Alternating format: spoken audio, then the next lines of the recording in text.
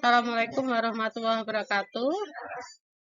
Untuk kesempatan hari ini kita akan berbicara atau materi kita adalah editorial. Ya, editorial itu adalah suatu teks yang ditulis oleh redaksi utama media yang berisi pendapat pandangan umum atau reaksi mengenai suatu peristiwa atau kejadian berita aktual yang menjadi sorotan masyarakat. Jadi editorial itu disebut juga tajuk rencana.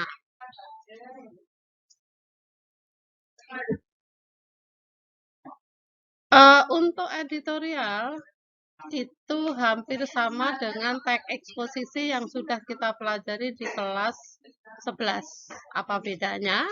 Kalau teks eksposisi adalah bisa ditulis siapa saja dan dengan tema yang bebas, sedangkan teks editorial adalah khusus ditulis oleh pihak media massa dan beritanya aktual. Ya. Apa sih ciri-ciri teks editorial? Yang pertama, berisi fakta atau peristiwa yang aktual yang sedang ramai diperbincangkan hingga terjadi kontroversial. Yang kedua, berisi opini atau pendapat redaksi media massa terhadap peristiwa yang diberitakan.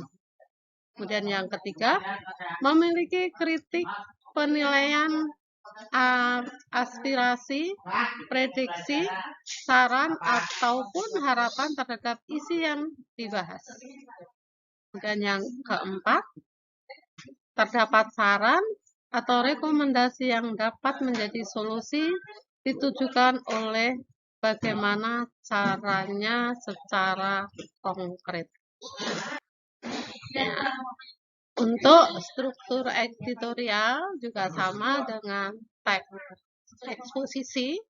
Yang pertama adalah tesis atau disebut juga dengan perkenalan, adalah berupa pendapat atau gambaran umum mengenai isi yang dikomentari. Kemudian struktur yang kedua adalah argumentasi, penyampaian pendapat, membahas secara detail mengenai peristiwa yang dikomentari dalam bentuk argumentasi logis maupun data faktual. Kemudian yang ketiga adalah penegasan ulang, merupakan saran, rekomendasi, kesimpulan, hingga harapan yang berkaitan solusi ataupun sekedar prediksi ke depan mengenai hal yang dikomentari. Ya, kemudian kita lihat ciri-ciri kebahasaan. Nah, ciri-ciri kebahasaan di sini yang pertama, banyak menggunakan kalimat retoris. Tujuannya untuk merangsang tentang kondisi yang terkait. Nah, di sini kalimat retoris itu kalimat yang tidak memerlukan jawaban. Nah, jadi contohnya DPR dibayar oleh masyarakat, bukan?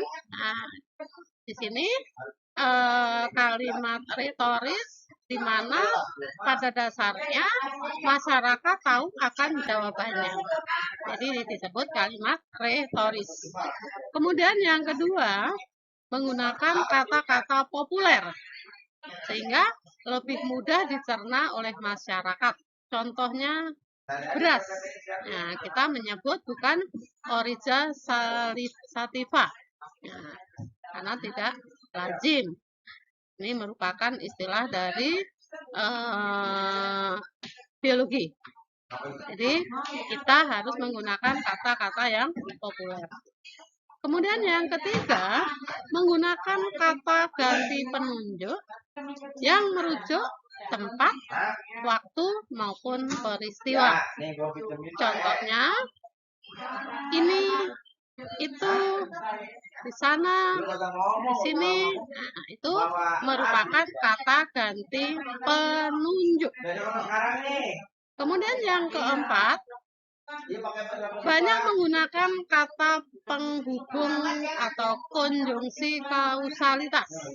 Kausalitas itu adalah sebab akibat.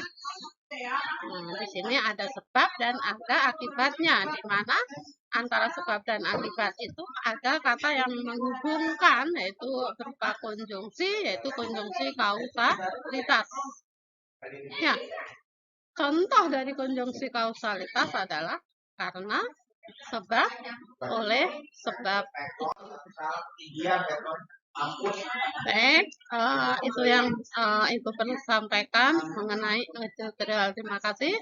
Assalamualaikum warahmatullahi wabarakatuh.